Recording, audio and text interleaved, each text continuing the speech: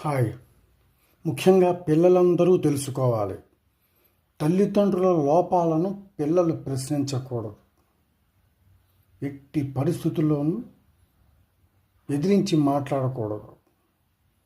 ఉంటాయి, లోపాలు ఉంటాయి. వాళ్ళ గ్రహస్థితి, మనస్థితి, వాళ్ళ అనుభవాలను బట్టి ఏవో తప్పులు చేశారు, మీకు నష్టం జరిగి ఉండొచ్చు.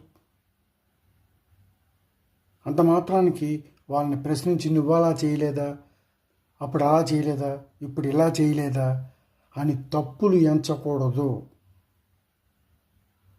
భరించాలి ఎప్పుడూ కూడా. వాళ్ళని ప్రశ్నించడానికి పిల్లలు సరిపోరు. నువ్వు చేయకు, ఆ తప్పును నువ్వు చేయకు, నువ్వు చేయకుండా ఉండు అంతే. పెద్దవాళ్ళని, ముఖ్యంగా తల్లిదండ్రుల్ని ఎప్పుడూ కూడా ప్రశ్నించకూడదు. వాళ్ళ లోపాల గురించి ఎత్తకూడదు. గ్రహించుకోండి.